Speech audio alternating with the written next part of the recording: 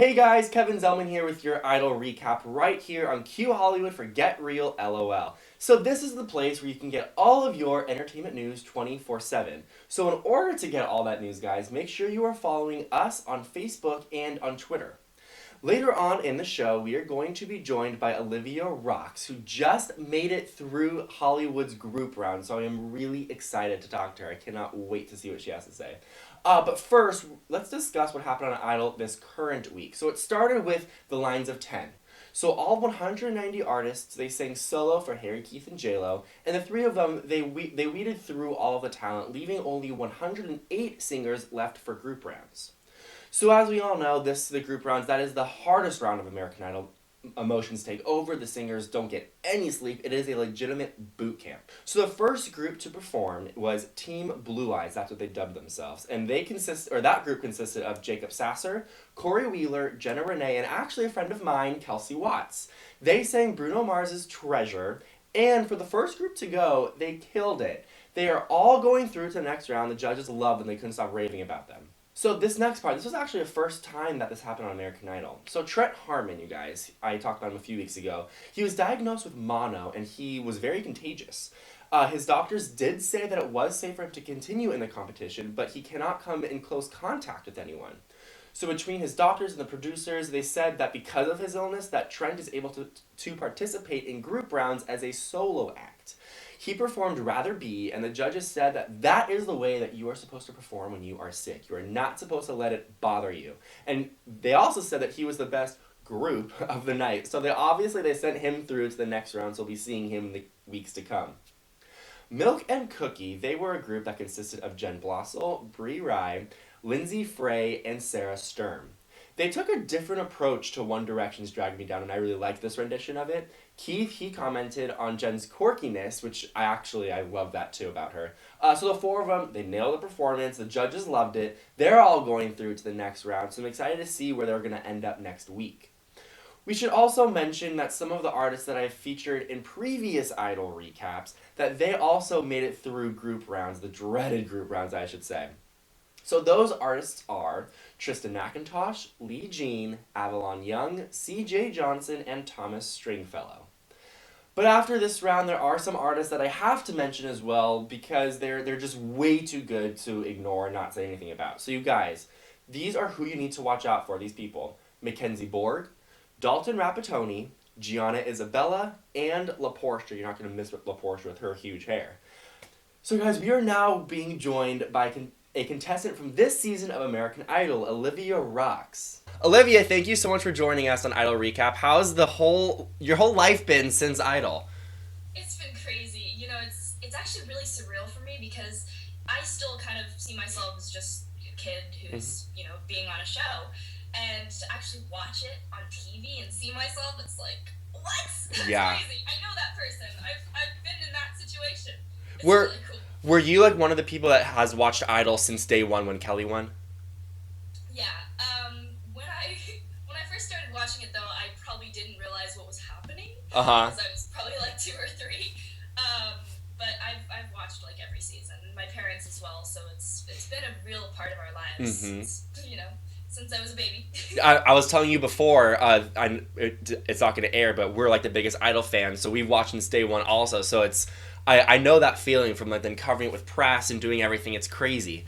So let's go through the start of the competition from your audition. How did you feel about the audition, the feedback that the judges gave you? I felt like it was pretty awesome. To be honest, when I actually did the audition, I came out and my parents were like, what did they say? What happened? I had no clue. I was just so ecstatic that I got through. I'm just like, I have no idea, but I got this. So that was pretty funny. So see it actually, it was like I was watching it for the first time. Mm-hmm. And a lot of people say that too. They feel like they like black out during their audition.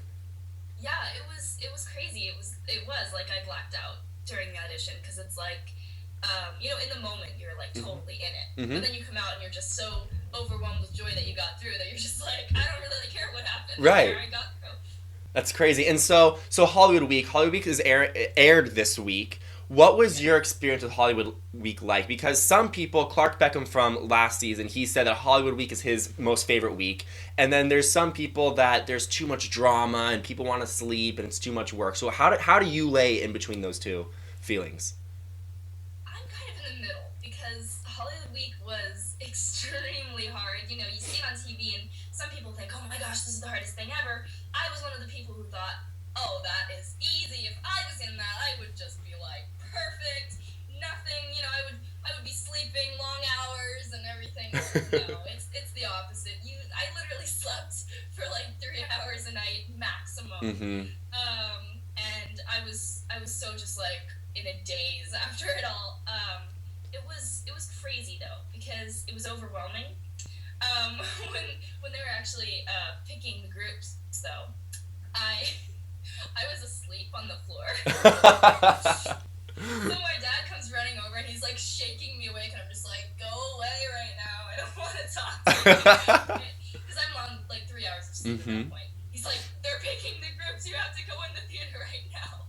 So I ran in there frantically and luckily, you know, someone pulled me in right away. Right. But, oh, that was like the most nerve-wracking moment of my life because I'm like, I always see this on TV, you know, this always happens and yeah. And how long actually is Hollywood Week? It's about a week. Oh, okay. Yeah. I think it was like 6 days or. Oh, wow. So it was crazy. It was like. Yeah. And how many people were in your group?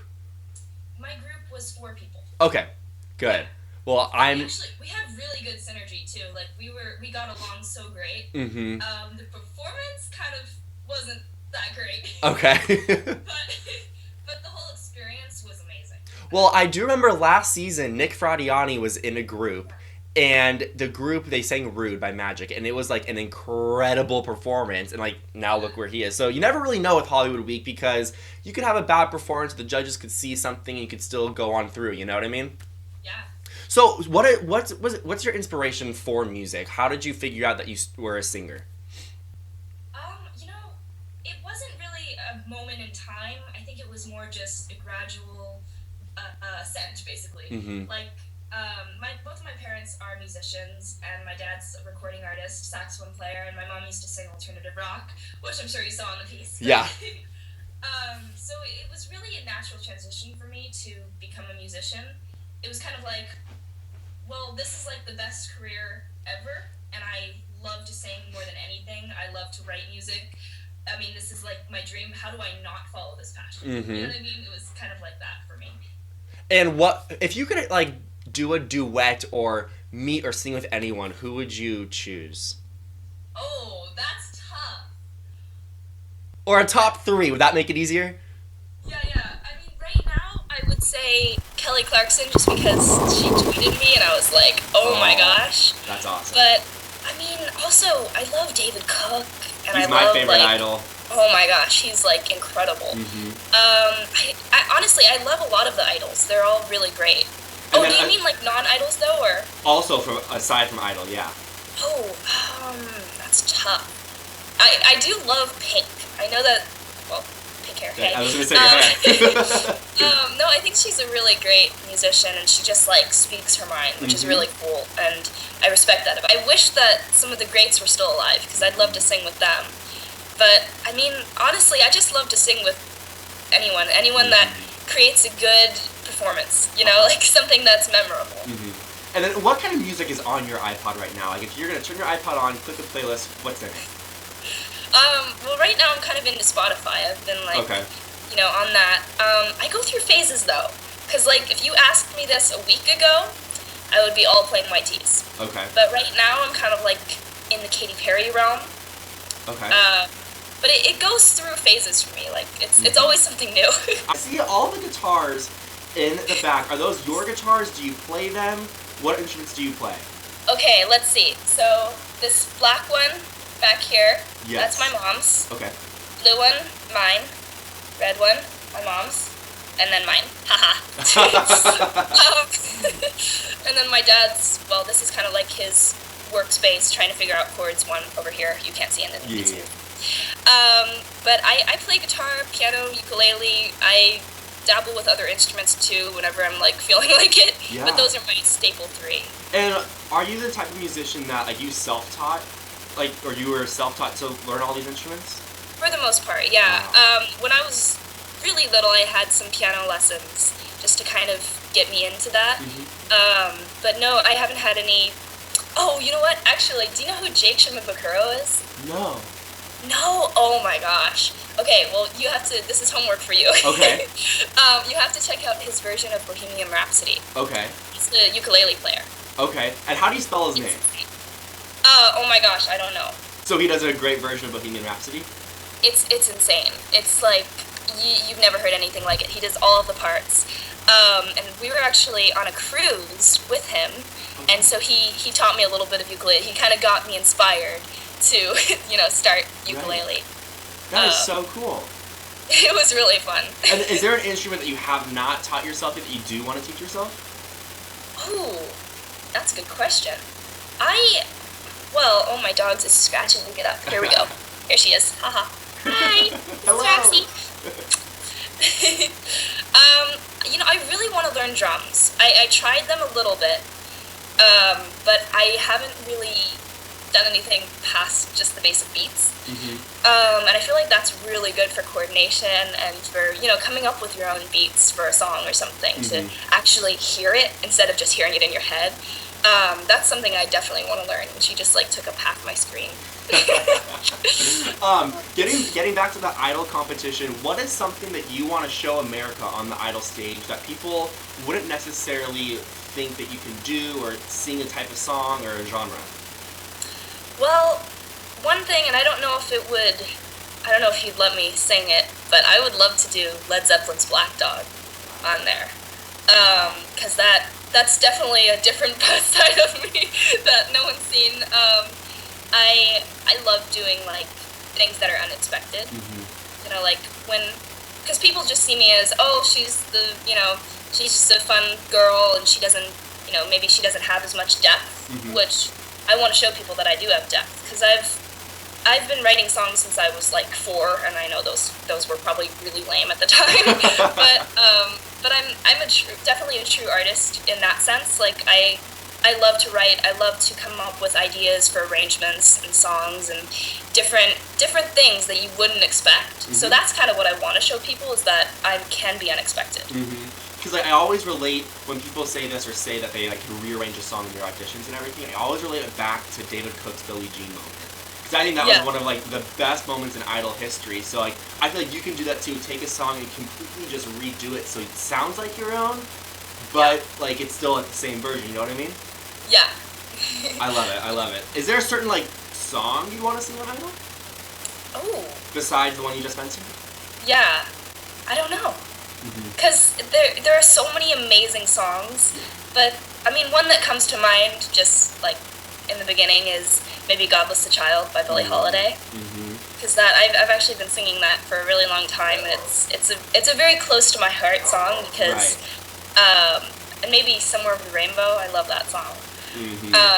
But it's definitely interesting because with Idol you have to almost have strategy, I want to say, with your song choices, because you don't want to do 5 ballads in a row or something. Right. So those would definitely be some songs that I would love to do. And it's weird. I don't know if you felt this way, but for me, whenever I watch something back on TV, I get nervous, and I don't get nervous in the moment of things. Oh, absolutely. I'm kind of chill when things are happening. I'm like, okay, yeah, this is fine. But then if I'm watching it back, I'm just like, what did I say? Well, because when I watch my interviews back, or I watch my show back, I always feel okay, I shouldn't say this, shouldn't do that. Or then I'm with someone else and they're watching for the first time. I'm like, this is so embarrassing. I just want to leave the room. I totally know what you're feeling. Yeah. I know, and most of the time we're watching it with my friends or something, and I'm just like, why did I say that? They're like, you sounded great. I'm like, no, I didn't. Ah! Well, I was told this, which it's a very common saying, but we are our harshest critic. So we are going to even though people are going to think it's perfect, we are going to find that one thing that's so minuscule, but we're going to hate it so much, and we're going to think about it forever and ever, and know that we should never do that one little thing ever again. Yeah, and it could have been fine too, and people maybe even like it. Exactly. But then you see it back yourself, and you're like, no, I don't do that, do I? The judges on Idol, it's J-Lo, Keith, and Harry. Do you have, I'm sure you can't say this right now, but is there one judge that you think you want to listen to a little more just based on their prior experience in the industry, or do you take all of their critiques very equally? I definitely take all of their critiques equally. I feel like if someone is willing to express like constructive criticism, I need to take that because they're saying it for a reason. They're not just saying, "Oh, that's you need to do something like that." They have experience. J Lo comes from more of the acting side. Like, she's amazing. She does so many things. She's like such an entrepreneur herself. And then Keith kind of comes with more the vibe and everything, and then I feel like Harry's more like structured, which I kind of relate to a little bit because my dad went to Berkeley, so he's kind of like in my eyes a little bit like Harry. So I definitely think that all three of them have like personal attributes that make them equally. I should expect equally. On previous episodes of Idol Recap, we've had some contestants from last season on, and I asked them who their favorite judge was in the competition, and they all said Harry because even though it's not friendly to like Americans who's watching who are non-singers, but he's technical about your vocals and I don't even know like the words to say, but like everything going on in the performance. So he's very technical, and that's what performers like to hear. Yeah. I definitely agree with that, but I don't have a favorite judge. It's weird because I feel like they're so different. Like I said, it's like it's equal for me. Like I feel like Harry has a soft spot for me. I don't know why, but maybe Keith has like a little bit. I don't know. It's weird because like I feel differently for each of them, like in their own good ways. So it's weird to say. Like, and then J-Lo's just so beautiful. So if ever she says anything to compliment me, I'm just like, oh my gosh. I love it. Well, I mentioned in the first recap, or not the first, whenever your audition aired, that you're from my hometown, Agora Hills. So we are all rooting for you so much, and hopefully I'll be meeting you during the Idol competition if you make it to the top 12 or 24, whenever that starts. So hopefully I'll meet you then, and maybe just see you around walking around. You never know. Yeah, who knows? I'm always in the neighborhood. Exactly. Well, thank you so much for joining us, Olivia. Thank you so much for having me. Of course. Alright guys, well that's all we have for today, so make sure you are following me on Twitter at Kevin Zellman using hashtag IdolRecap to be a part of the conversation. And make sure you come back here next week where I'm going to break down next week's Idol episodes. And also, I'm going to leave it a surprise. You never know who's going to come into the show and pop up and say hi. So I'll see you guys next week. See you later.